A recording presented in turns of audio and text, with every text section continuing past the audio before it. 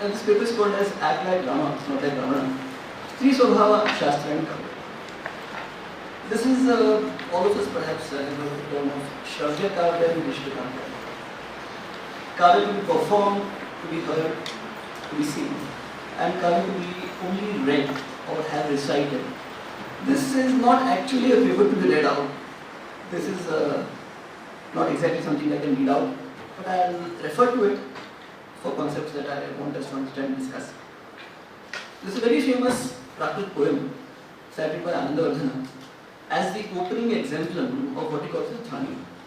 It has to do with a narrator telling in a dressy that now you can wonder without fear that a dog which used to bother you has been killed by a lion, a fierce lion, which is staying beside you in the banks of the Godavari.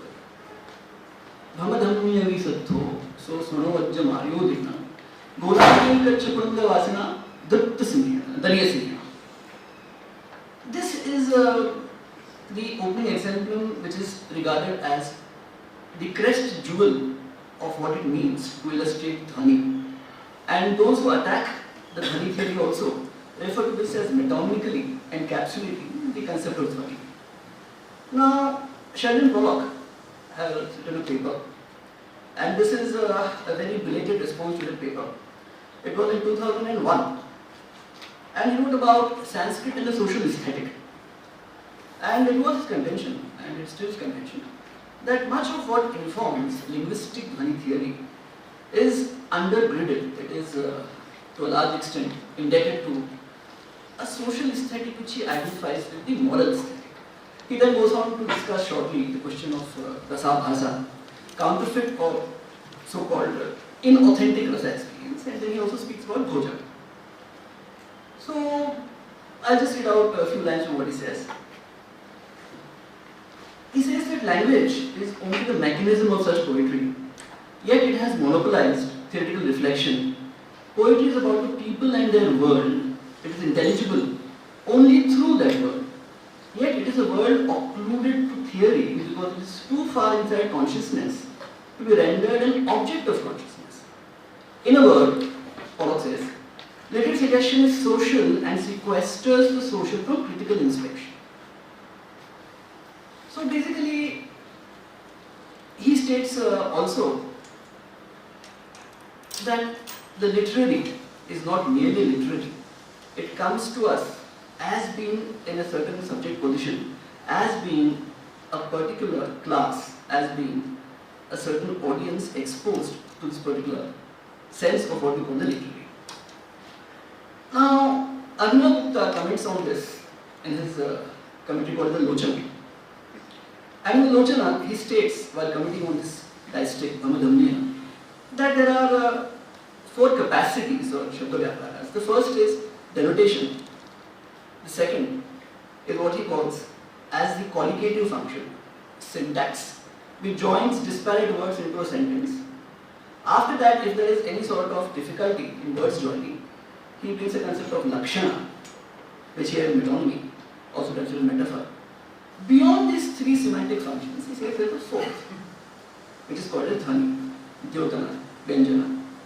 So he says that the suggestion function, which is a Shabda-Vyapara, is beyond distinct to the first. The first three were admitted in his time by philosophers. There was no controversy as to what Abhidha was, nor very much controversy as to what Lakshana was. Taparya was a concept which still is not very clear.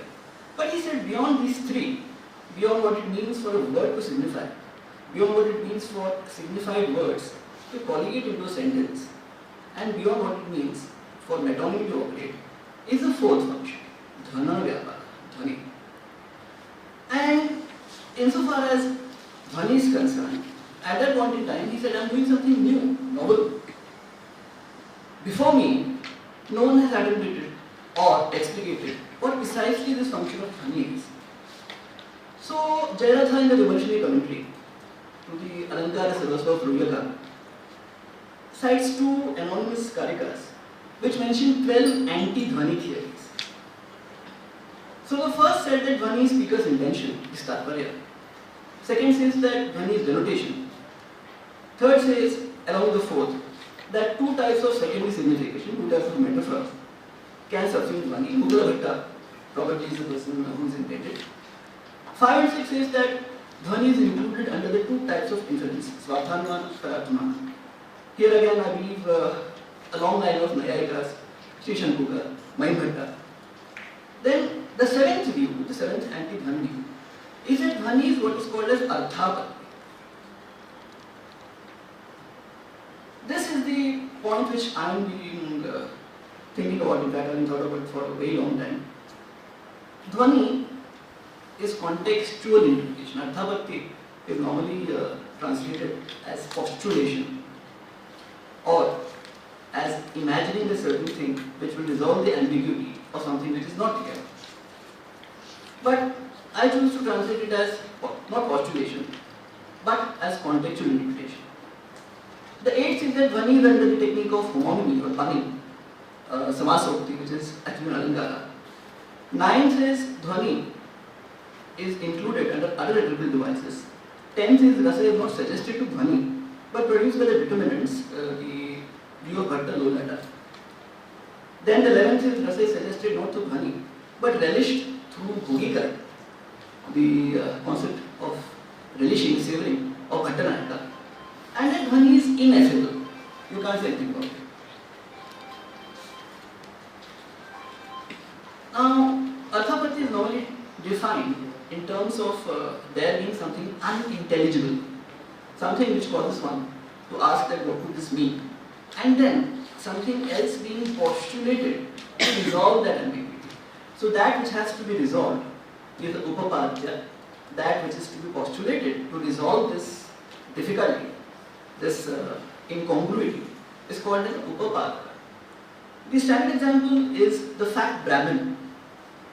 I am a Brahmin, hopefully not fat, who does not eat during the day but is still fat.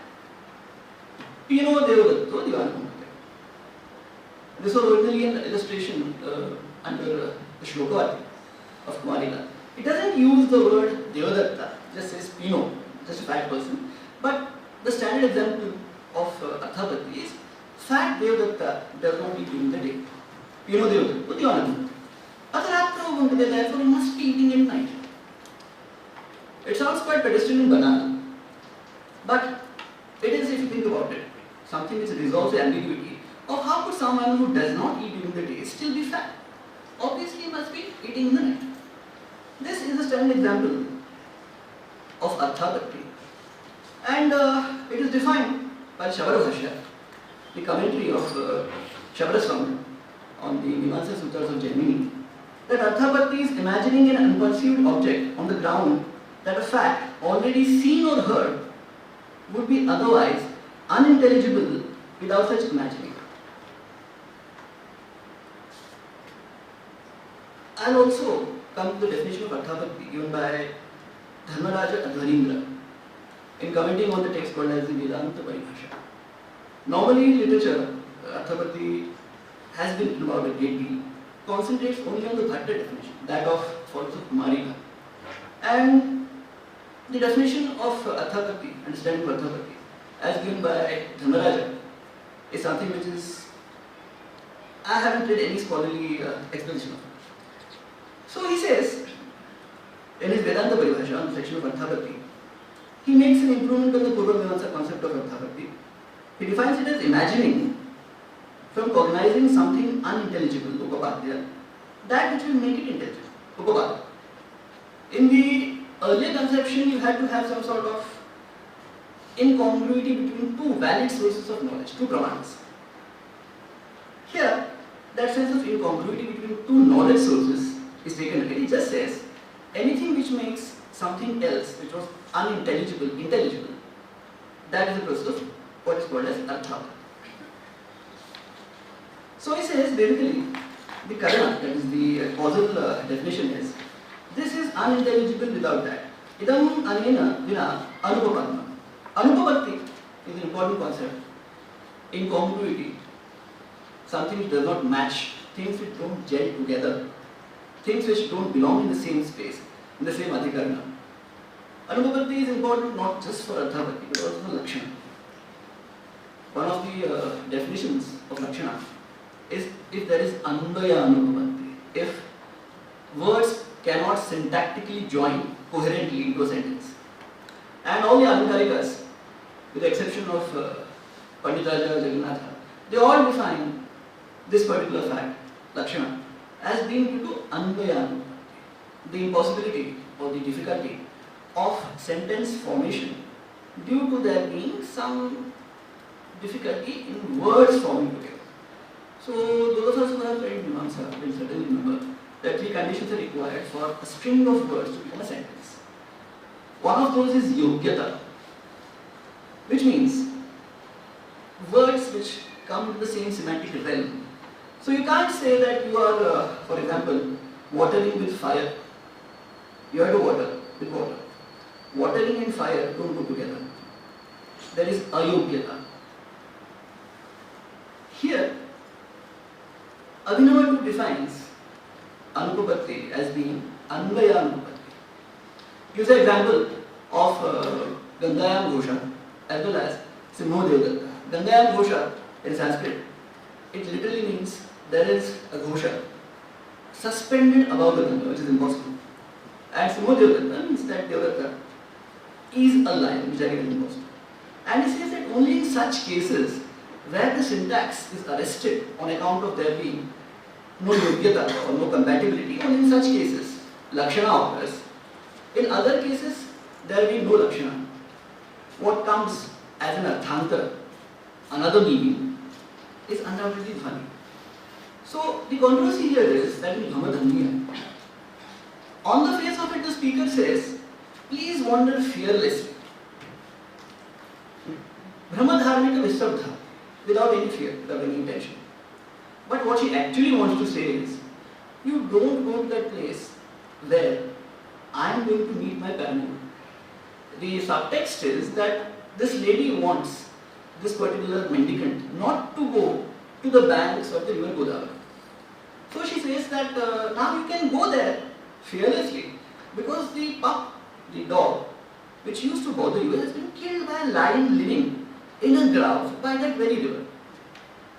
So Anandavan says that this is an example of something which is an injunction, a command, vidhi. Go, wander fearlessly, being used as a nishedha. Don't wander there. But there is no text here, no word here which says don't wander. What it says is please wander. So it says in Dhvani as opposed to normal communication.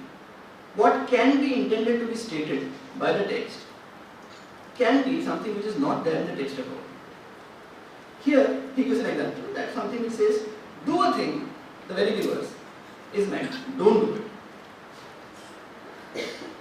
Now, Arthapatti, as I just submitted, from the point of view of Dharmaraja, Dharmendra, depends upon positing, postulating, or imagining a context for something which is without a context. So the sentence, Devdatta who is fat does not eat during the day, is semantically complete. There is no holophrasis, there is no missing word. Holophrasis as in door, so I say dwaram. One has to fill in what it means.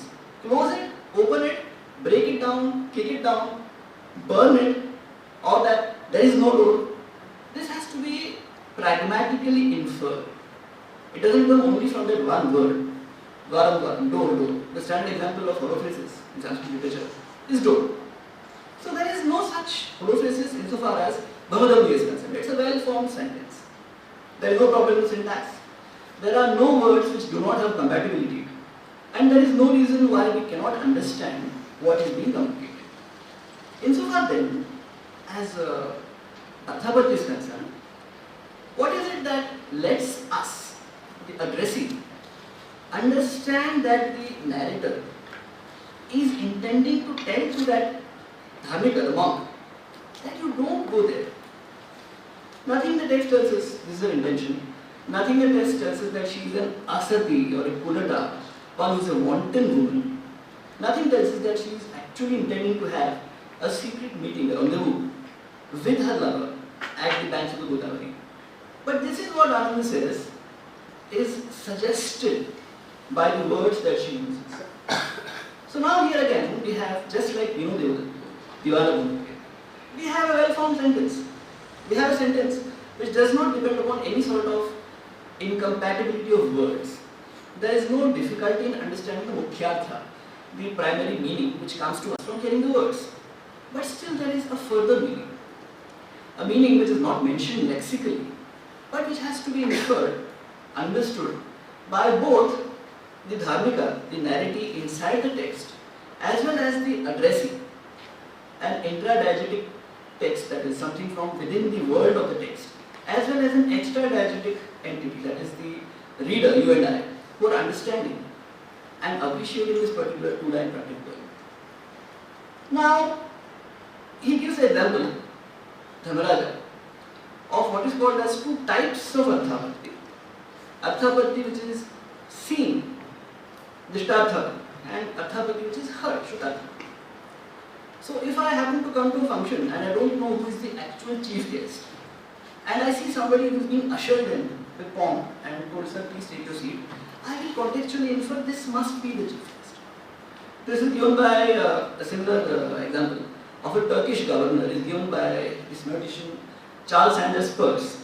Peirce was perhaps the mathematician who started the whole concept of semiotics. He says, when I went to Turkey, I saw a person who was being held with a parasol and they were escorting to a place, and I inferred this must be the governor.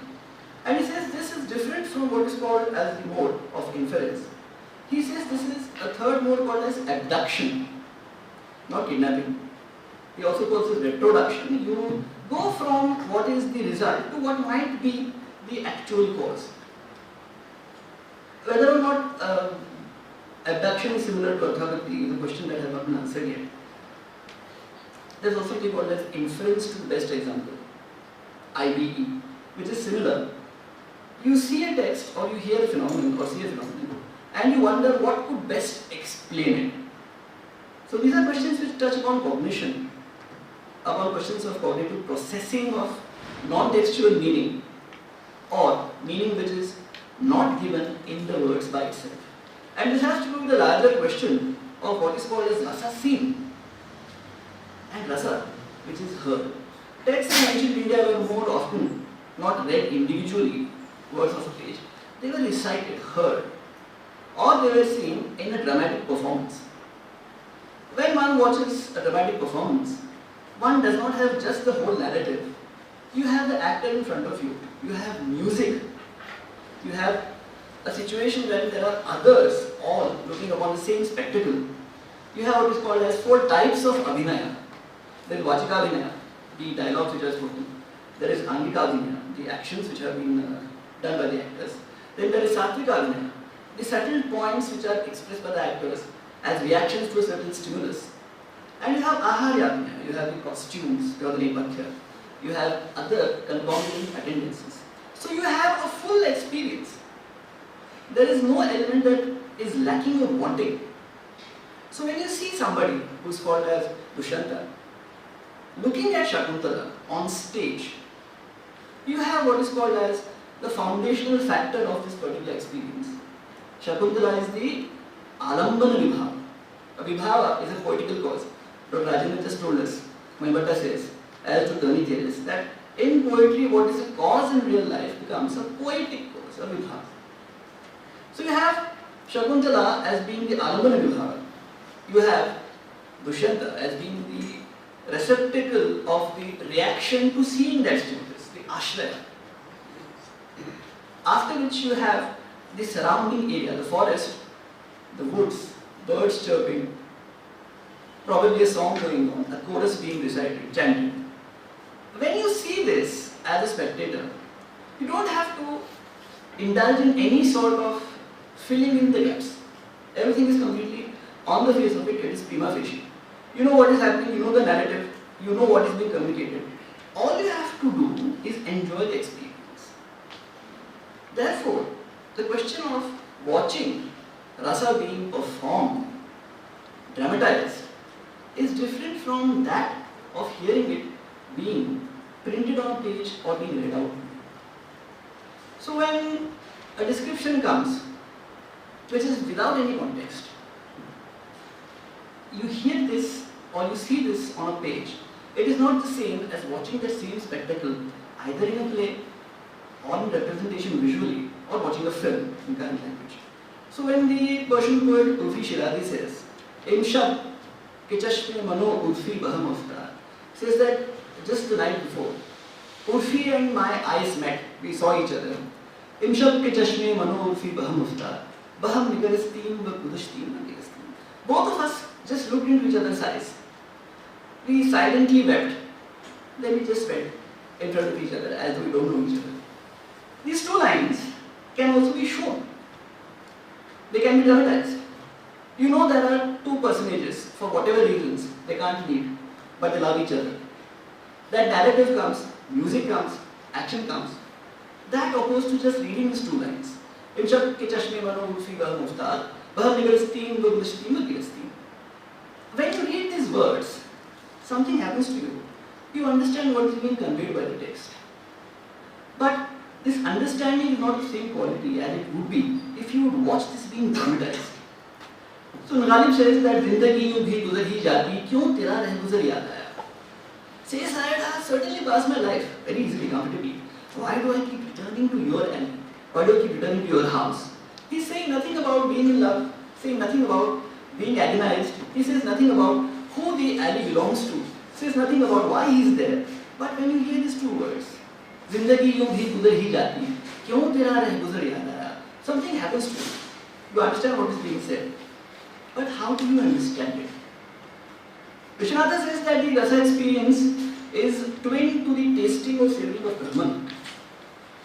Ultimate. Sattvodreka akhanda prakashananda chinmaya vedyantara sparsha shunyo brahma svabhuta. So he says that this is something which is like the supreme experience of gustating Brahman itself, or itself. Brahman is neutral. This is a mystical conception, and a conception of rasa as transcendence, as something which is beyond and above the mundane. Rasa is believed to be alaukika. Laukika, loka, has the same root as lokos in Greek. It means place. Alaukika is something which is not of place. So, the rasa experience can only be had by those who are not aware of the place, the time, their own personal biography, who are sitting there or standing there merely as receptacles for that particular experience, and which is there sui generis. It is there only insofar as that particular thing is presented to us.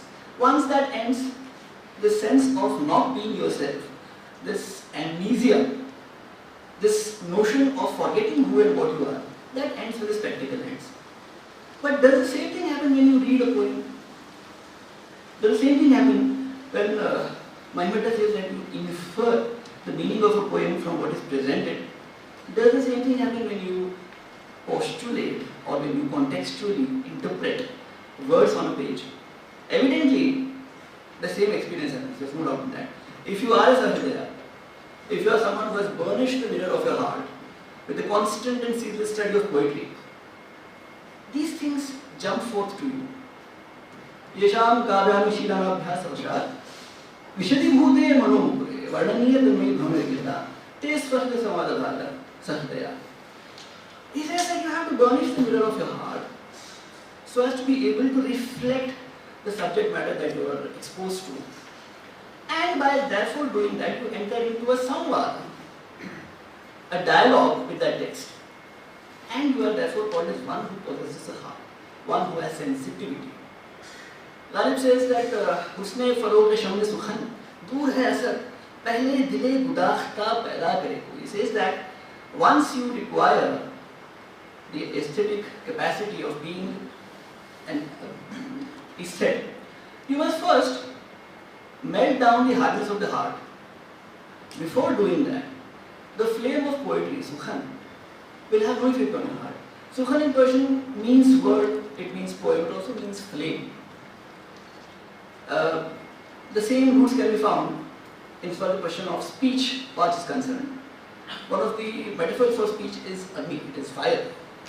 So before you can be melted by the fire of poetry, you require a heart sensitive, just like wax. If you keep a metal object next to a flame, nothing happens. It gets hot.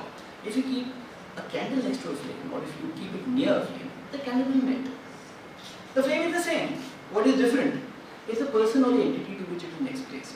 So, Vishwanatha states about the question as to how certain persons can never have a rasa experience. He quotes from an earlier text of Dharmadatta.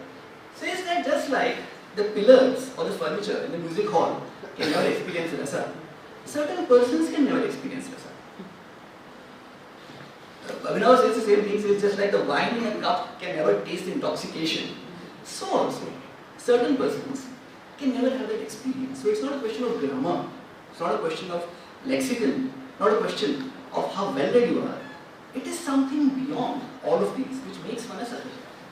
So when you come down from that conception, grand, metamundane, bigger than yourself, to something as linguistic as inference or as arthapatti, you are in a sense bringing down something which has been theorized in cosmic terms to the mundane, to the everyday.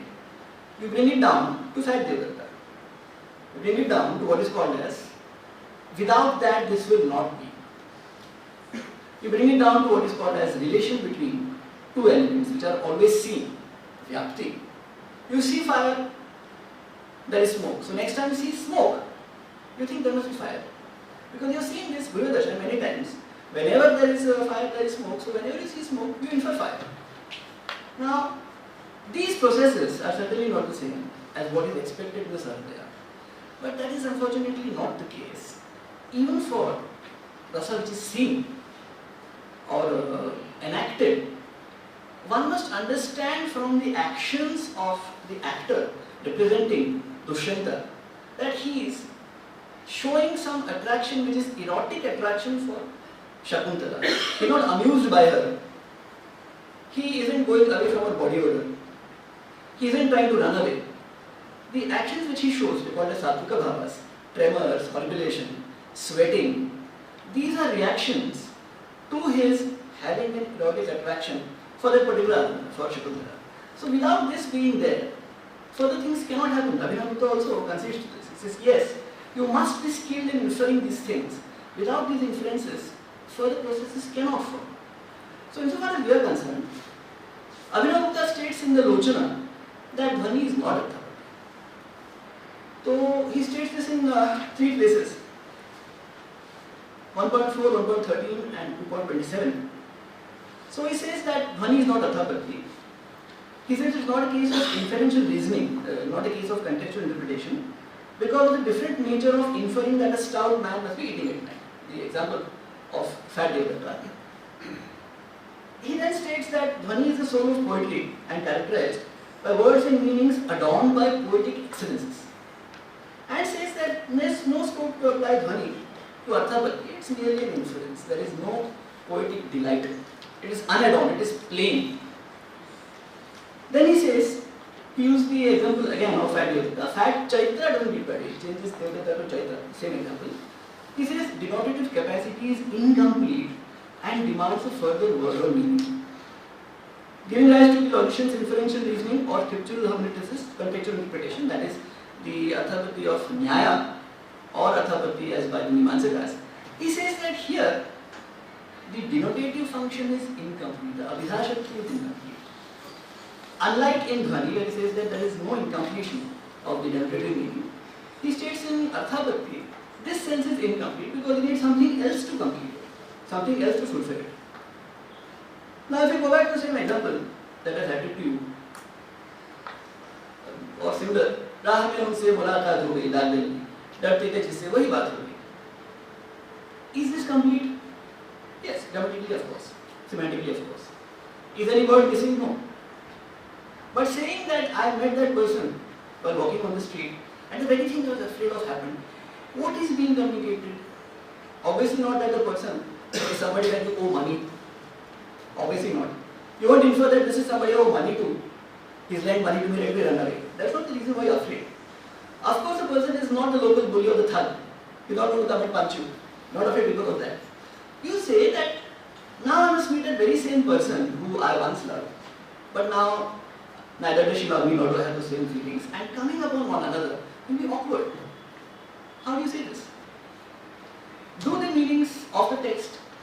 completely convey what is to be conveyed? No, they don't. In what manner then can it be said that in a Dhvani text, the word meaning is complete and in Arthapati it is not complete? Abhinav, with due respect, kind we have to maintain this, but it does maintain this. If it is to be stated that Dhvani is a complete denotation and therefore any further meaning has to be by suggestion, the same logic applies even to Arthapati. That is also a complete denotation. Further meanings which come should be then also by what Anandavardhana calls as Dhvani, or what the Dhvani theorians call as suggestion. There is no reason to state, without any sort of prejudice, that in one instance of a particular locution which is incomplete, there has to be Arthapati. In another instance, there is no Arthapati, there is Dhvani. It will be, to my mind, intellectually dishonest to say that. Now, interestingly, he then further states that Abhidha Shakti is exhausted after conveying the denotation. Abhidha Shakti is not supposed to convey the Vakyartha at all. Abhidha Shakti only conveys the Vakyartha, the meanings of the individual words. So for Abhinav to maintain that Abhidha Shakti is exhausted after conveying the Vakyartha, unlike instances of so-called Dhvani, is not intellectually honest at all. It is not the job of the deliberative function to convey the Vakyartha. How the Vakyartha is conveyed is something which is very recondite and complex, depending upon whether one believes that words, they refer to universal reference, or they refer to what Jayanta calls as the particular qualified by the universal Jati Vishesha Vyakti, or only the individual, that is a different question. But given Abhinav's contention, he says that first the Abhidha Shakti denotes the Vakyartha, thereafter these denoted words are conjoined together into a sentence, then if there is any further difficulty, Lakshana, and thereafter Dhvani. Now interestingly, when he says that it comes together, he says that if after Abhidha Shakti the words don't come together, sentential meaning cannot be communicated. And when he says this, what he does is that he quotes from the Shloka Vartika, Arthapati section, which states that if sentential meaning would not come about, there is no logic in using sentence to communicate something, because individual words are just a list. The list is joined together. If it is not conjoined semantically, no meaning comes forth. But when you use a sentence, meaning comes forth. And therefore, they say that there must be something which joins these words together, and that is the very essence of Arthapati, something which explains another thing which is not explicable, not understandable without this particular thing. So, Abhinav also composed a celebrated text, the Abhinav Bharati, on the Natya Shastra, after the Lochana. And in his Natya Shastra version, the Abhinav composed the Natya Shastra does not speak of Dhvani at all. There is no question of any discussion of Dhvani. This is something which is a thing which is difficult to understand. After explaining, after conceptualizing and propounding very subtle theories in his Lochana commentary, in Abhinav Bharati there is no mention of Dhvani. So he discusses the Rasa Sutra as to how the Vibhavas, Anubhavas, the Vijay Bhavas come together, create Rasa. How when you see something happens to you, something happens to the person you are seeing, and that something is the expression of delight, Rasa. So he comments on that. He says, normally there are elements which have to come together. Vibhava, the Adi is Vibhava, Anubhava, Vibhijaya Bhava. So he says that if a text does not have all of these three elements, even then, still it's possible to have some sort of Rasabhiyam, some sort of Rasa experience. Says that it's also possible to cite exemplum where only two elements are common, only the Vibhavas or only the Anubhavas.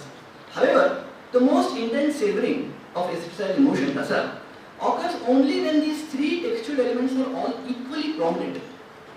This occurs only in long narrative texts and, really speaking, only in dramatic performance of its 10 different genera, the Dasharupaka. Vamana says, he quotes the Kavyalankara, among literary texts the drama is in its 10 genera superior because it is multifarious due to comprehensiveness of its particulars as in a painting. If one sees a painting depicting a scene and one only sees a portion of that painting, it's not the same thing. The painting has an entire picture on the larger canvas. If you only take a particular frieze, a smaller part, that won't make the same impact upon the viewer as does the whole painting. So he says that only dramatic performance in the 10 genera of drama, only that gives rise to full rasa, whereas a muktaka, that is just a two-line poem, does not have the same effect. So Abhinav says, after Koti Mamna, a similar savoring of rasa is possible even in non-dramatic, longer genres. If one can imagine appropriate factors like language, costume and style, it is also possible in isolated short verses.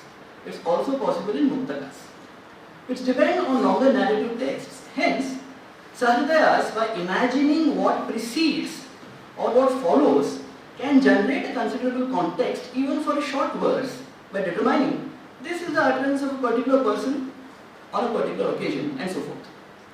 For such estates, by virtue of their sustained study of poetry and the form of good deeds, etc., meaning of even such short, contextless verses usually flashes forth immediately as if directly perceived, despite the restricted unfolding of the textual elements. For such estates, short verses by themselves can afford delight as well as instruction, even without any dramatized element.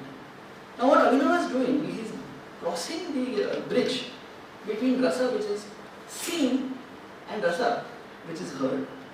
He says that despite the fact that this whole narrative is not technically spelled out in every detail, if you are a trained aesthete, only from two lines you can construct what has happened before, construct what has happened next, and thereby you can have the same unfolding of the entire picture despite having only a portion thereof. So again, when you listen to a two-line text, when you listen to a short poem, one doesn't have the context at all. What one does have is training in the particular genre. What one does have is a capacity of creating a context for the earlier part and for the later part. So Paurva Parya, you say what must have been before these two lines, after these two lines. And therefore, when Urfi and his lover, Lady Love, they see each other, we know what it is which has separated them. We say that we know that they are in love. We know that they are, for whatever reason, stopped from meeting each other. And we know this causes them discomfort, distress. We know that this is so difficult that you pass by each other, you love one another, but you can't even express that. You can't even say anything. You just walk by quietly. Imshab ke chashme mano fi bahmuftar, baham nigaristin bagaristin baguristin. All of this context is created, imagined by the aesthete who hears these two lines of poetry. It is not given in a commentary. It is not mentioned there. But when you read these two lines, these meanings jump forth to you. If the dramatic art is skillful enough, if a word quoted is created, in Greek it's called as enargia, hypotyposis, creating a scene. In Sanskrit theory it's called as creating a sense as though a narrative is taking place in front of your eyes. Now when this is done, even though there is actually nothing in front of your eyes, even though there is no dramatized element, there is no music, there is no accompaniment, you are by yourself, you are not in a theatre, you still have the same or similar experience as you would if all these elements are present. So he says that this is what the trained aesthete does. But what this means is that one imagines a context for a contextless text, which is the same as saying that one indulges in Artha. So after denying in the Lochana that one is not Artha, in the Abhinav Bharati, he states an interpretive protocol which is not different from that required of somebody who is creating a context in order to understand something which is not understandable without that context. Now, even Anandavardhana does not state that words by themselves they give rise to what's called a suggestion. He says that in suggestion, the word meaning relationship is not the same as in other instances, because otherwise words only have one meaning. Once you know what a dog means, it means the same thing throughout your life. It doesn't become a dragon. poetry, the relation between word and meaning between signified is not niyata, it is aniyata. It is not determined. It is undetermined. And without a context, words cannot be significative of suggestion. So when there is, so to speak, a relationship between the word and the context, without that context the word cannot signify. Anandan in a backhanded way, a left-handed way, he agrees that it is not merely the verbal function, not merely those two lines, but something beyond that, something more than that. So it won't be logical to say, or contend epistemologically, that in fact the other meaning is incomplete and therefore Arthapatti, but in Brahmadhammiya, meaning is complete and therefore Dhvani. They are the same phenomenon linguistically, requiring the same interpretive protocol, requiring the same postulation of meaning, creation of a context, imagining a forward and a backward, and therefore they should not be distinguished as being Dhvani or Arthapatti. Arthapatti is a pramana. So, Peirce says, while illustrating abduction, that a surprising fact B is observed. But if A were true, B would be a matter of course. Therefore, A is true. For a pramana, it cannot be that you have multiple upapadas. You can't have multiple reasons for a phenomenon. So if Devadatta is fact, you can't say that he is a Gandharva, doesn't require to eat. You can't say he is an alien, does not have the physical urges of requiring nutrition. You can't say that he is someone who drinks a health juice or a health condiment requiring not to eat. You say necessarily that no, he eats in the night. You can't be able to say that if Chaitra is not at home, he must be outside. Chaitra might be cloaked by a secret device of invisibility. He might be wearing Harry Potter's cloak. You can't say that. You can't say that he was probably in another dimension, so you can't see him. What you say is, Chaitra is not inside, but he is alive. He must be out. You can't say Chaitra might also be hiding in the basement.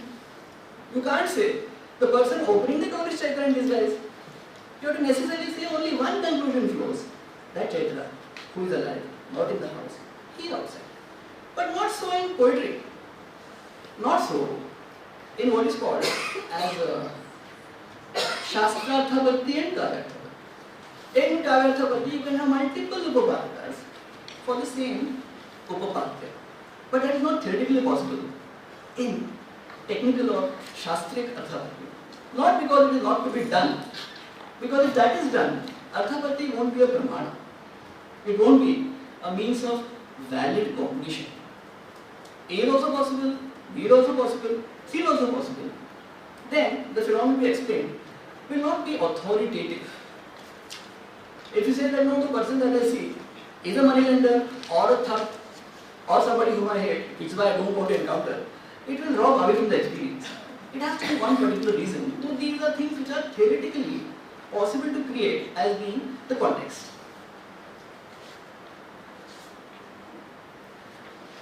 Now, interestingly, the logician Jayanta Bhatta, in the Nyayamanjari, takes a dig at Anandavardhana.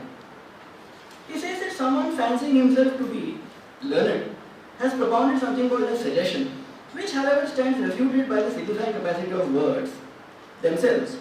A prohibition conveys an injunction, and injunction conveys a prohibition, as in wonder fearlessly holy man, or don't enter this house traveller. But this is the signifying capacity of the words themselves, expressed in all such cases in appropriate ways, with the help of other cognitive tools. With the help of other cognitive tools, like inferential reasoning. Then he says, or debating with poets is not forthcoming, it's unbecoming. Even the learned are befuddled, traversing the fraught path of sentential meaning. We shan't detain ourselves overmuch discussing matters that only befit learned circles of literary critics. Such matters are beyond the reach of us logicians.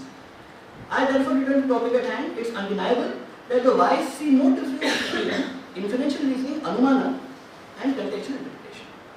So he places the discussion of Dhvani in the background of anumana and Arthapatti. Jayanta says that Arthapatti is to be subsumed under anumana itself. And he says, having refuted Arthapatti, Dhvani also stands refuted. So the question of Dhvani being Arthapatti is seen from the earliest sources. It is seen in the intention of Abhinav Gupta in stating Dhwani is not Artha Bhakti. And then it can be seen when he tacitly assumes that one has to create a background for a text which has no context, thereby saying that yes, the same protocol is important. Now interestingly, for the Brahmadhammiya verse, Abhinav says that there is no Lakshana here, because the words do not have Ayogyata. Wander fearlessly, holy man, the dog that used to bother you has been killed by the lion which is staying in the thickets of the river Godavari. He says that there is no question of any word meaning inappropriateness. And therefore he says there is no Lakshana. Here, Abhinav is constrained to state this. He is constrained to state that only Anvayanupapatti, only semantic non-collocability is the condition of Lakshana, Lakshana Bija. But other theorists state that Tatparyanupapatti is also Lakshana Bija, not just Anvayanupapatti. If Abhinav have to state that yes, Tatparyanupapatti is also Lakshana Bija, then the question of Dhwani goes away. If it is Lakshana, then the very ideological premise of stating that no, there is no Lakshana, therefore no Abhida, no colligative capacity, no Tatparya, and therefore Dhwani.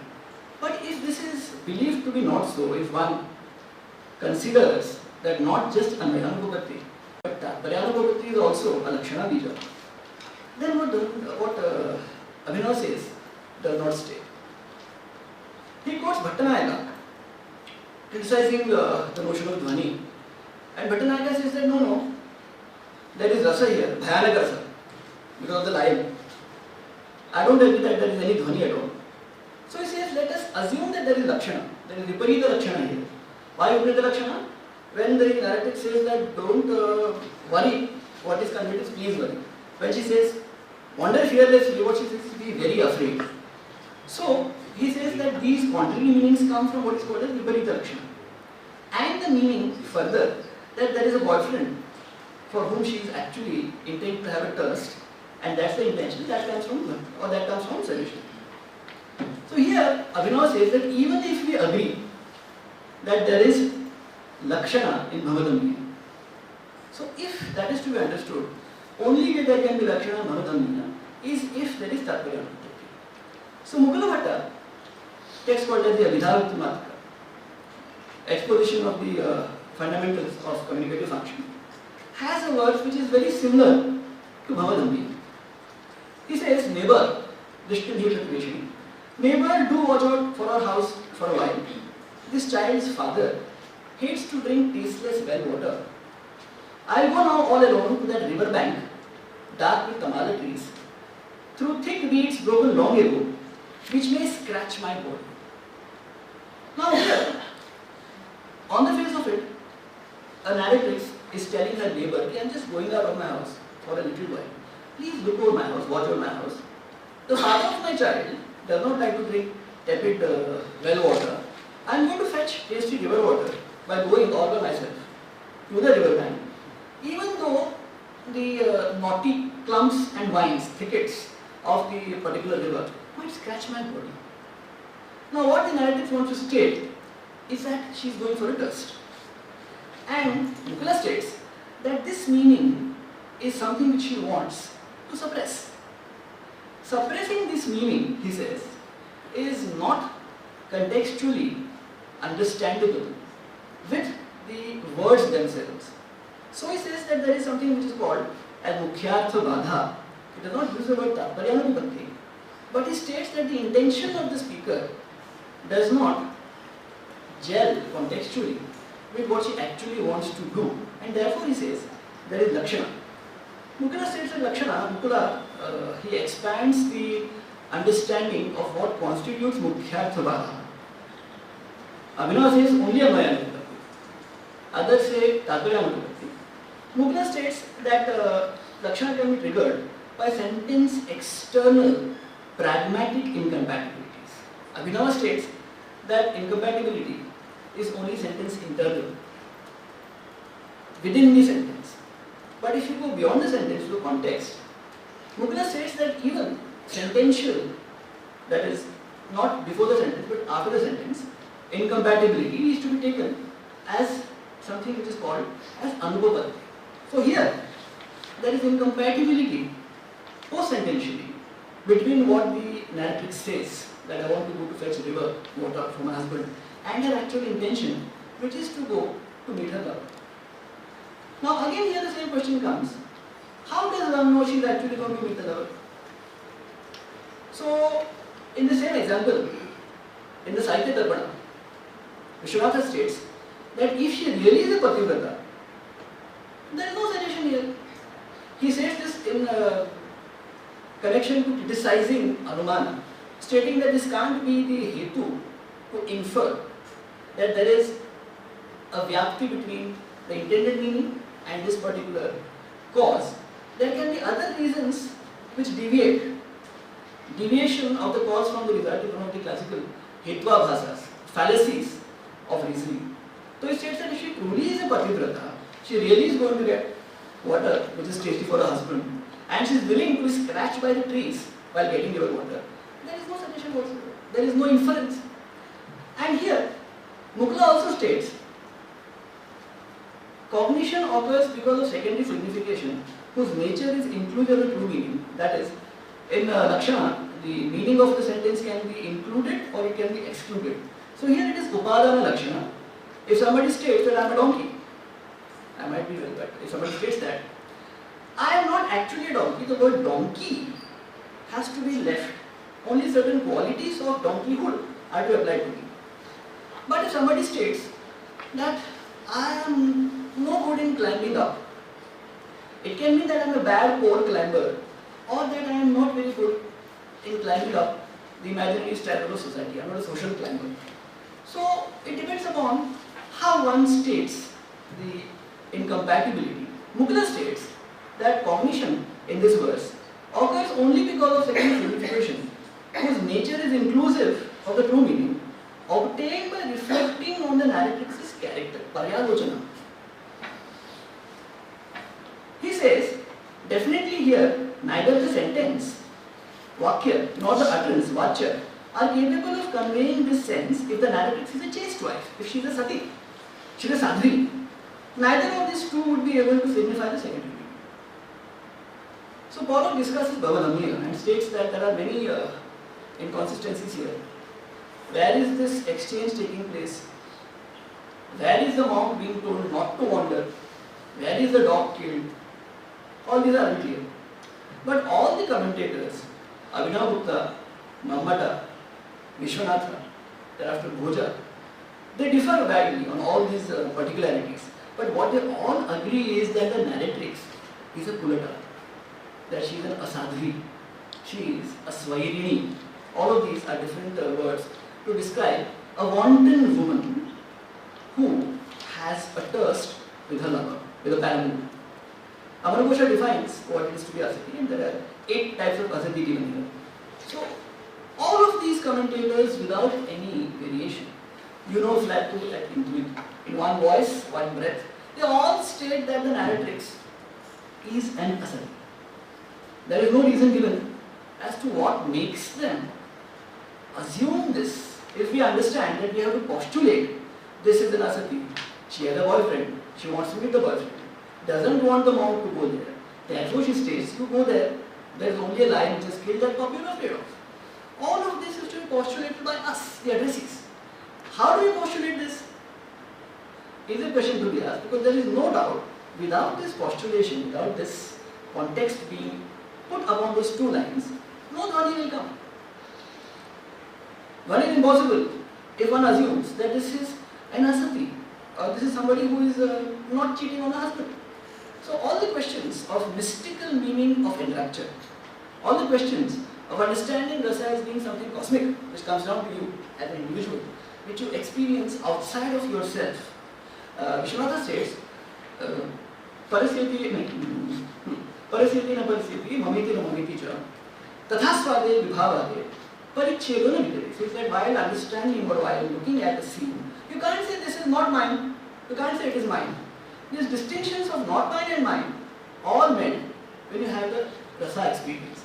But here, when you actually watch a particular scene, when you actually read 2 lines of poetry, rather than this mystical sense of enrapture, rather than words conveying meaning through suggestion, one has to indulge into an act which is technically not different from inference. Arthapatti is supposed to be inference of the negative only concomitants, keval vyatirikim, where you say that the absence of the middle term always comes with the absence of major term. So those who don't believe that Arthapatti is separate pramana, they say it is only a type of anumana, the negative concomitants variety, kevalan, negative meaning, and therefore we don't see the necessity of calling it a separate pramana. That being the case, the question arises, what precisely is it that makes the Sahridaya reader posit this particular meaning? So before this, I will just read out what Abhinav himself states as to how meaning comes about. When he comments on 1.4, that is Brahmadhammi, and he says, primary signification is the capacity of signifying the convention-based literal meaning of the individual words. The colligative capacity, Tattvarya Shakti, is capacity of signifying sentential meaning supported by the otherwise unintelligibility, anyatha rupapatti, of sentential meaning without it. Secondary signification is capacity to reveal a meaning aided by factors like obstruction to the primary meaning, etc. Aesthetic suggestion is the capacity of signifying a meaning originating from understanding the meanings generated by these three capacities, which is thereafter refined and augmented by the trained addressee's imagination. Pratibha Visheshana. So Abhinav himself does not state that only these three capacities convey meaning. He states after these three work upon that meaning and they are assisted by the trained reader's intuitive imagination. Pratibha. Pratibha is something required both of the poet as well as of the addressee. So even Abhinav himself does not state that this is something which is purely linguistic. The commentators too state that if you know the specificity of the narrative, Mamata says that for Arthi Vyanjana there are certain factors, Vaktru, Bodhave, etc. Person speaking, person spoken to, the syntax, the context, who else is there, etc., which gives us meaning. So to know the specificity, the Vaishishthya of the Vaktru or the Buddha, here we know that the person speaking, for whatever reasons, is an asati. How do we come to know of this? How is it that we come to posit this? Because without this positing, no meaning comes forth. Here, Abhinav states that this meaning comes about on account of suggestion. But Mahima Bhatta, he gives three sources for ascertaining the relation of concomitance between the probandum and the probans. He states this from a half verse from the Chitravinaya of the Natya Shastra. He gives three such factors. Rajan sir has written a paper upon this. Loka, Vedya and Adhyatma. So in Loka, convention, what happens in the world. In Adhyatma, he includes both written texts as well as other texts which one comes to experience. And he states that in Veda, even religious texts are included. So they can be Shastric texts, they can be religious texts. So for Anumana, for connecting the probans with the probandum, for creating or positing an Upapadaka for an Upapadya, there has to be some reason as to why only a particular Upapadya is posited. So when you see smoke, you don't say that this is smoke created by a film unit. You say no, it is by a fire. Because normally when you see smoke, there are no film units other than in films. It is normally due to fire, Loka. When you see that somebody is turning blushing red and starts being uncomfortable in the presence of someone else, you infer that possibly this person loves that person, getting nervous, can't speak, etc. These things are Loka. Other texts are what is called as Veda. So when you say that, in fact, in the Vedanta Paribhasha, one of the examples of a type of Arthapatti, there are two types, it is Abhidhananupapatti and Abhidanupapatti. Abhidanupapatti is where a sentence is there but which requires something further to make sense of it. An example given by Vedanta Paribhasha, that is by Dharmaraja, is that you must perform the Agnishtoma. But he says that you have to have further things to be understood. Agnishtoma is something which is performed, finishes, but when you finish the Agnishtoma, the Yajmana does not fly up into the air, does not go to heaven. The point of performing any yajna is that you have an intention, काम for swarga. Swarga काम हो ही but when the yajna is done, the yajmana does not disappear magically into heaven. So he says you must posit there is something in between these two called as apurva, which will fructify and later the journey will go to heaven. So he says this is an example of abhita anupatti. Therefore, now the question again comes, when it is positing that this is an asati, why should you and I, and why should the addressees, the courtly addressees, the addressees concerned with this particular Sanskrit text or Prakrit text, why should they posit that there is an asati in this text?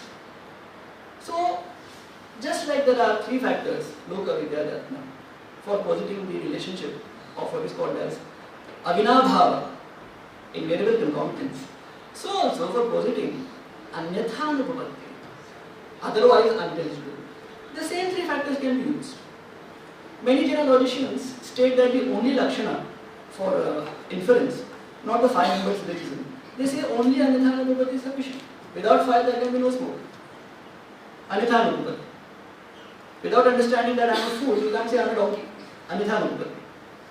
Without understanding that Chaitra is alive, you cannot say that he is out of the house. Anyatha anupatti. Otherwise unintelligible. So, what are the factors which are required for an addressee of that text to be able to posit this is an asati? Now, from the factors of Loka Vidya Dhatma, I will only read the text called as Stri Swabhava Kathana, the narration of the qualities of women, which is given by Bhishma to Yudhishthira while he lies on the bed of arrow, Sharapanjara. Now, why should suddenly Yudhishthira ask him about how and what Stri Swabhava is about? He not know. But he asked the grandsire, "Can you please tell me about the nature of women, Stri Swabhava?" And that particular chapter in Avshastra Parva is titled as Stri Swabhava Kathana, narrating the nature of women.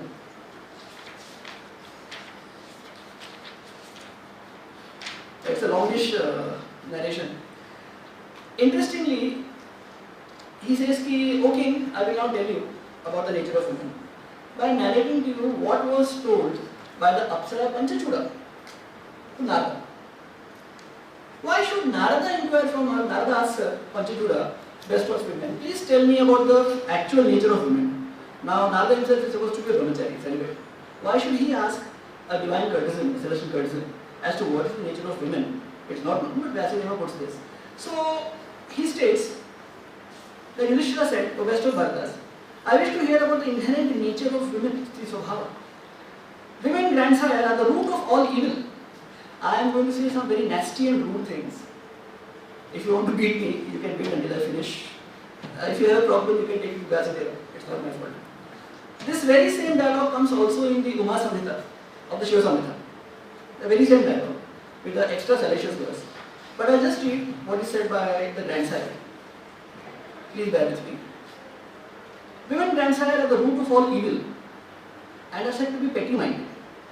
Bhishma said, in this connection, the ancient narrative of the dialogue between the divine sage Narada and the courtesan Panchachuda is cited. Once in ancient times, the wise sage Narada, having roamed all over the world, met the unimpeachable Apsara Panchachuda, resident of Brahma's world. Beholding the Apsara's lovely of every limb, he addressed her saying, Slender one, I have a doubt, do please clear it. Thus addressed, Apsara replied, if I know the topic and it's worth speaking about, I certainly will. Narada said, I won't ask you anything beyond your abilities, or not to be asked. Noble one, O beauty, I wish to hear from you about the inherent nature of women. Bhishma said, hearing these words, the peerless Apsara replied, I am unable, being myself a woman, to badmouth women. You know, women have their nature. You ought not to have put this question to me, divine sage. Sage replied, it is true, slender one, that lying incurs blame. In telling the truth, however, no fault can be incurred. Thus addressed, Apsara Panchachuda, of charming smiles, consented to answer. She then addressed him on the eternal true faults of women. Panchachuda said, even high-born, beautiful married women do not stay within restraints, which is their fault, you certainly know that women are the greatest sinners, the root of all fault. Even if a woman gets a husband famous for his virtue, wealth, his beauty, and is completely devoted to her, when he finds an opportunity to stray, they don't wait. This Lord is the most sinful disposition of us women, that we shamelessly cultivate the company of the most evil man. Women succumb to men who court them, approach them, and serve them even slightly. Through lack of solicitation by men or fear of relatives and the proximity of their husbands, women by nature unrestrainable restrain themselves. No man is deemed sexually unapproachable, no age barred, ugly or handsome. Women are ready to have sex with any man. Neither due to fear of sin, nor due to compassion, nor wealth, nor familial ties, do women ever remain faithful to their husbands. Women of respectable families envy the wanton life of those women who are young, bejeweled and well-dressed.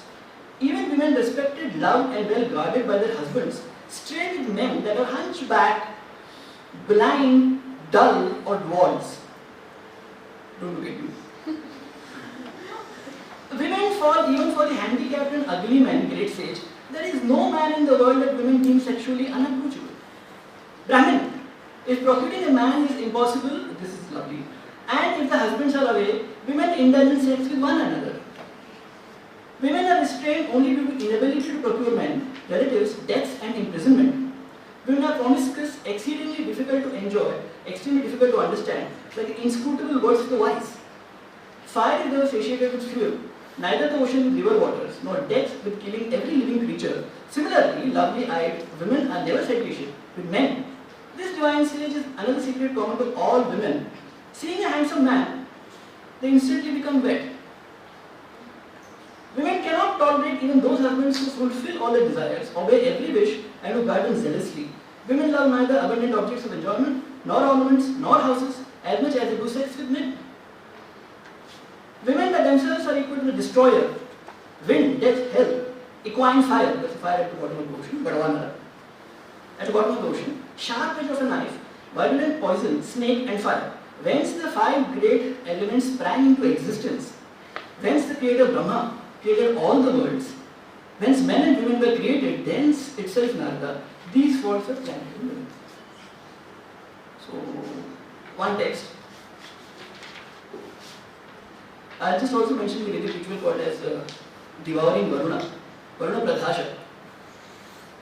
The second of the yearly seasonal rituals being the 4-monthly, the Chaturmasya, which occurs at the beginning of the rainy season. In this ritual, just before the priest, Prati, the Chhatra, is to leave the wife, there is supposed to be a ritual wife called as a Patni. You can't have your name the girlfriend, you have to have a Patni for that purpose, a ritually married wife, a Vedic married wife. So, just before the priest is to leave the Patni, away to make an offering, he queries her on how many paramours she has. Wife, how many beloveds do you have? Patni te kati jara. Jar instantly, upapati, the word jara is the same as the Persian yar. But that aside. Or, wife, how many paramours do you have? Wife, who is your lover? With whom do you sleep around? Or, with how many have you had sex? Wife is expected to name, indicate the paramour, so and so is my paramour, or hold us as many grass blades as she has lovers. Query is accompanied by a threat, someone from her family will die or harm if she lies. Now if she says, I have no boyfriend, I have no paramour, the idea of expiation of sexual transgression onto her will fail. The same question can be asked for the man.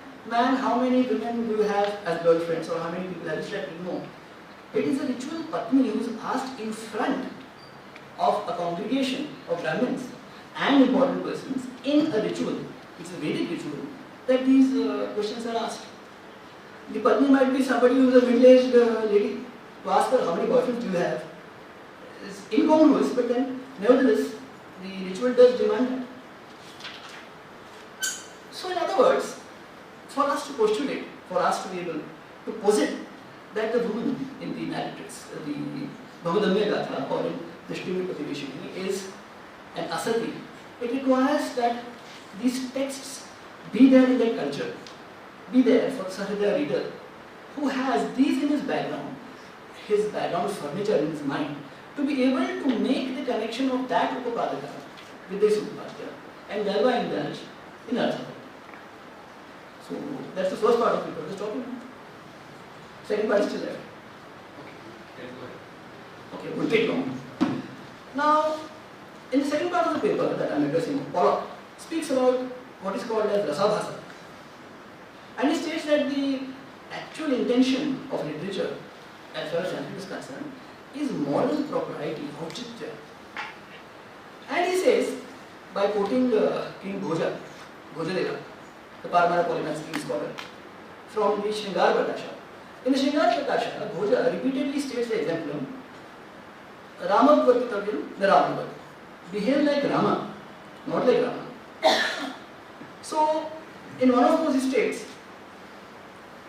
it's a particular kind of insight as to what is right or wrong. This is, he says, what comes from reading literature, Prabandhas.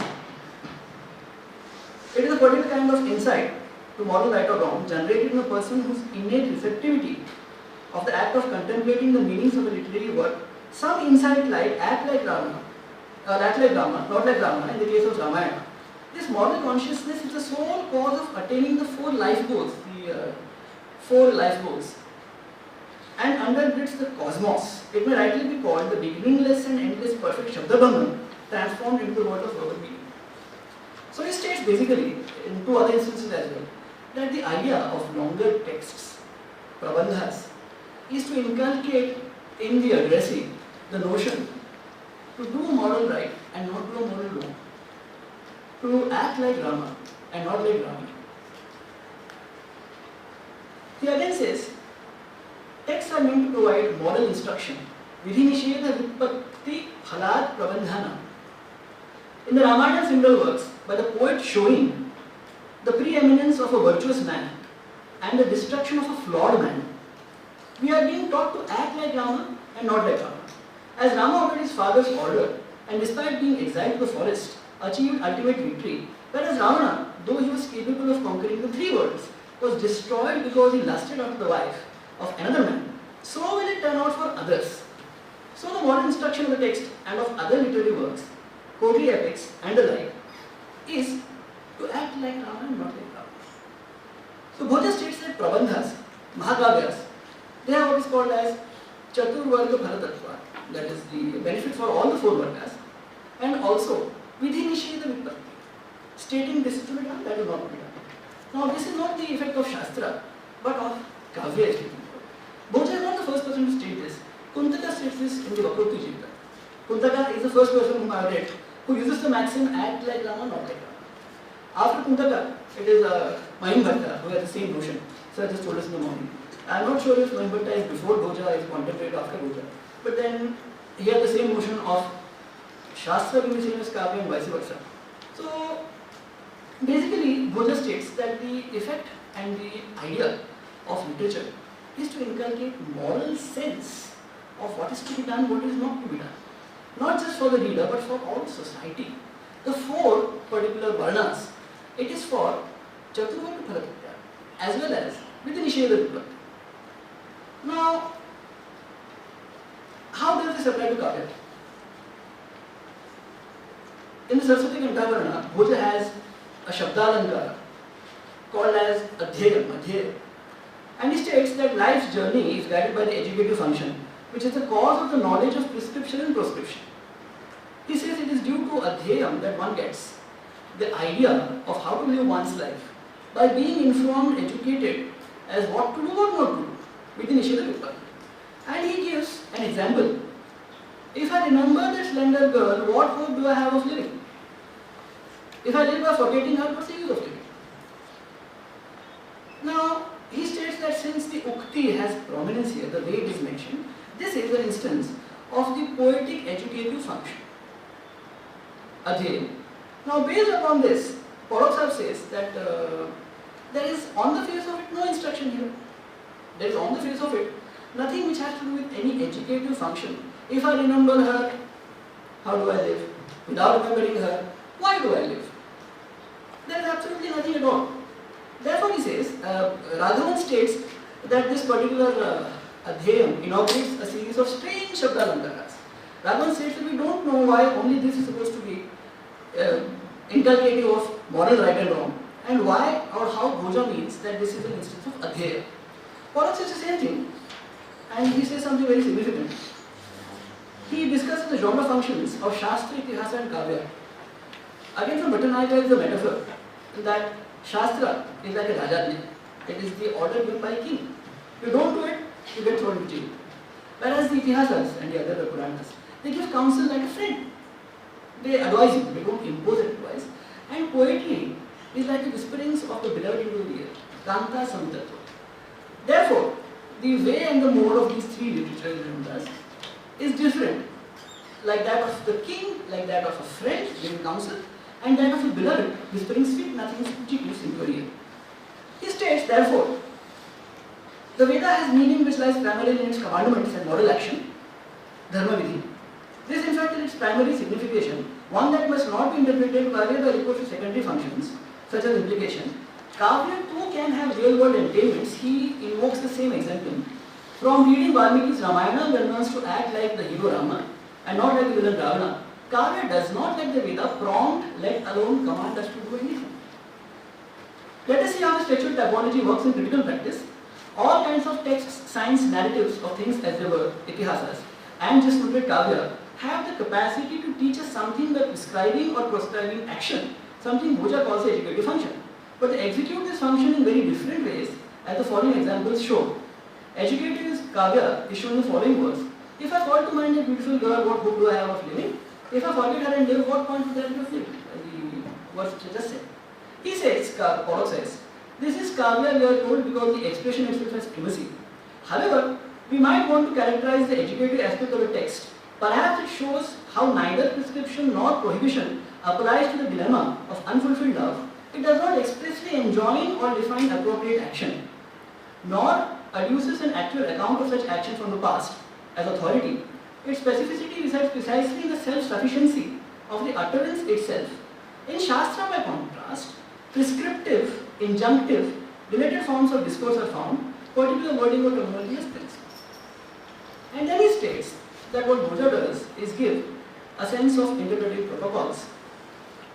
For to know such differential that intention does not pertain to unauthored Veda but commandment does, historical truth is a matter of serious text, in direction does not mark Shastra, is at once to produce a set of interpretive protocols.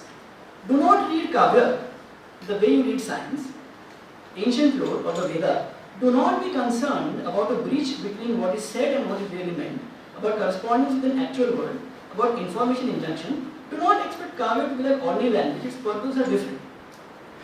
So he states, after giving the example of something which is supposed to be educative, supposed to be inculcative of moral right and wrong, that there is nothing in that particular instance. Therefore, we must accuse Bhoja then of giving an example which does not support what he says. Bhoja says that adhyayam is to inculcate in life's journey the understanding of what is right and wrong, and then he gives this example of kavyadhyayam, poetic adhyayam, poetic educative function. So there is an anupapatti here. Why does Bhoja illustrate this particular concept with an example which does not have anything to do with that concept? To answer this, what we must do is look at a different aspect, a different part of the Saraswati Kanthavarna. In the Saraswati Kanthavarna, there is another concept called as Aptavachana, which is an Arthalankara to a Pramana. Bhoja says this is an Arthalankara, as well as Pramana, called Aptavachana. Aptavachana is divided into what is called as Madhyama, Uttama and Adhama. For Madhyama Aptavachana, he cites a shloka from the Sundarakanda of the Ramayana. In the Sundarakanda, when Sita is despondent, is completely diffident and desperate as to what will happen to her, and she is pining away for Rama, she considers that it is better if I die rather than live this life. Then Hanumana comes and states, lady, I am from Rama, Miss Duta, I am here to rescue you. So then she states, indeed I now feel that the popular maxim, joy will eventually come to a person who lives, even if it takes 100 years, is true. So Bhoja says this is a vidhi aptavachana. It states that if you live long enough, don't kill yourself, don't become despondent, then you will eventually ultimately be happy. So Sita says, now I understand the meaning of this gatha, this verse. One is to conjoin this vidhi vachana with the lines that we just read. That will be an Arthavada. If I don't remember that beautiful girl, why do I live? If I forget her, how do I live? The point is, you are supposed to live, so ultimately one fine day you will get to meet her. That seems to be the idea. Just like Sita says that ultimately, good I am alive, I will now get a chance to meet Rama, otherwise if I died, I will never had a chance. So here you have to conjoin this Arthavada with the Vidhivakya, and thereby come to understand what it means to be educated. It means here, don't die for your girlfriend. Don't die for your boyfriend. Eventually, if you live long enough, you'll have one more girlfriend, one more boyfriend, something of that sort. But don't kill yourself. This being the case, this being the idea, Bhoja does something which no other theorist does. He defines Kavya as being Arthavada. Most theorists define Kavya in terms of the body-soul metaphor. They say that this is the soul, that is the Sharira. Bhoja states that it is Arthavada itself which is Kavya. And when you join what is the idea of what he is stating with the definition given, it makes perfect sense. You cannot have any sense out of this particular word, Vismarami va Tanvangi, if I don't remember that kind of word, without joining it to this Vidhivakya from Ramayana. Kalyani Bhatgathe, it's Sanskrit of what I just read out. So here, what Bhoja says is understandable, depending upon how you construe the Upapadaka. The Upapadaka here is Kalyani Bhatgathe, and the Upapadya, that to be explained, is how do I live without her. Now, the same logic is explainable even so far as the asati texts are concerned. Bhoja, despite saying that moral inculcation is what the texts aim at, cites profusely from Sanskrit and Prakrit, wherein there are a variety of asatis doing a variety of naughty things, without Bhoja commenting that this is not to be done. Why are they doing this? He cites them without any comment. The way to understand these is to understand. In fact, he cites this particular text, Bhamadhammiya, to illustrate what is called as a protection of the assignation spot, Sanketadhiraksha. Now, why is this protection of assignation spot?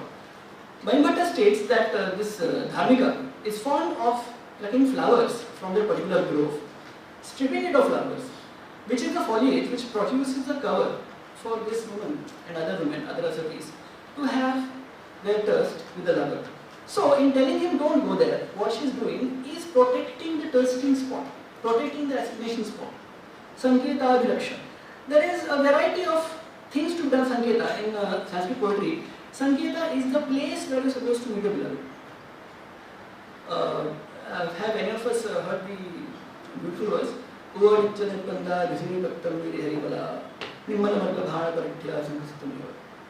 It's again from the Gatha Saptashati. It's a description of a simile.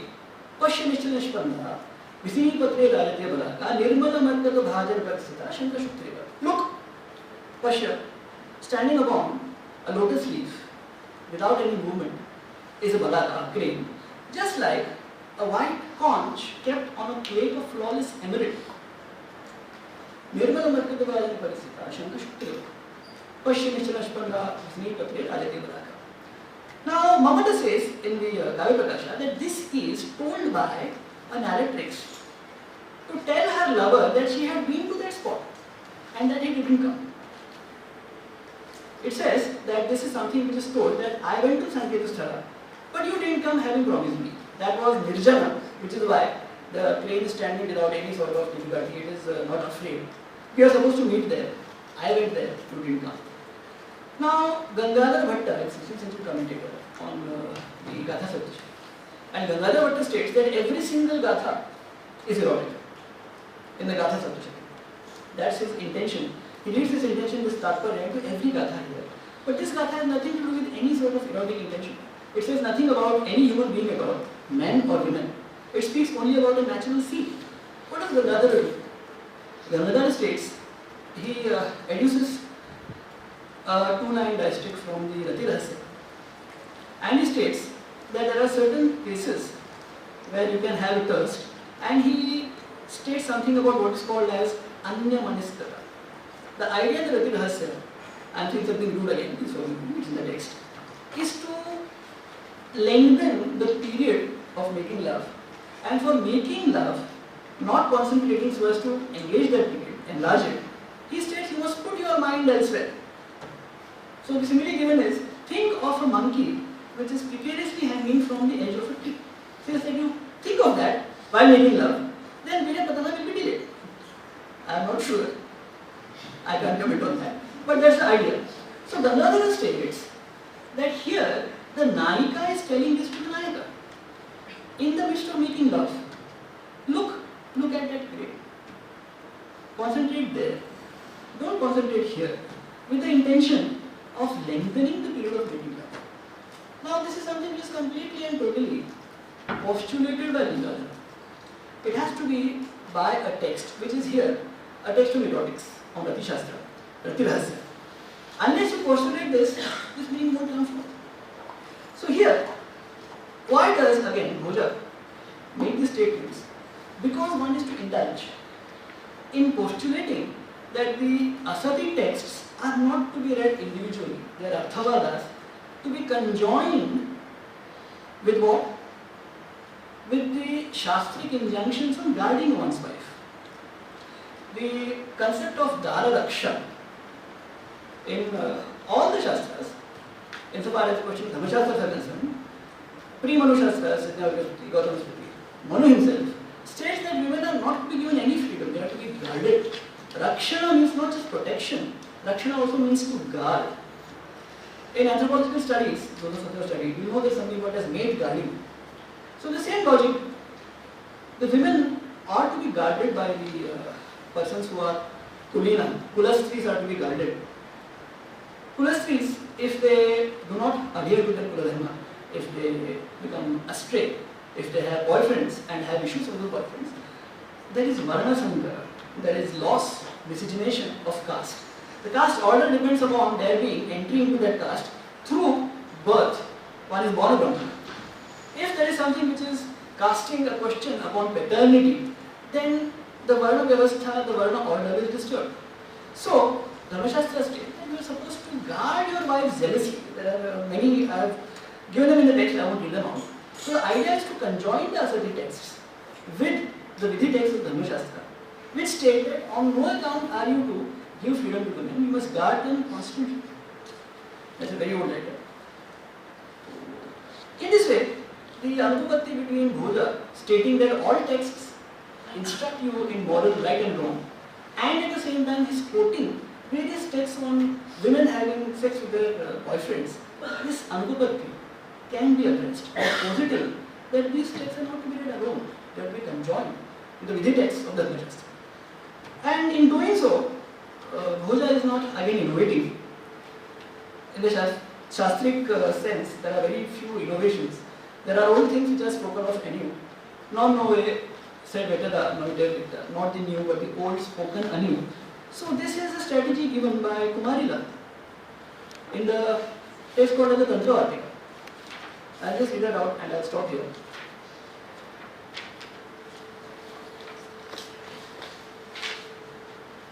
So, in Tantra Vartika, which is a sub-commentary on Shabara's commentary on Mimamsa Sutra 1.2.1.7, Kumarila contains that all descriptive Arthavada passages in the Vedas lacking injunctive force in their primacy are semantically expected Sakamsha and therefore need to be read sententially, Vakya Shesha, with a Lakshana, with an exhort or a Vidhi text. And then he says, Arthavada text achieves sentential unity with the exhortative prohibitive text. It's always as sentence remainder, that is Vakishesha, of the exhortative and prohibitive passages respectively, that a particular action can be ascertained as being praised or censured. In the Veda you have Arthavadas.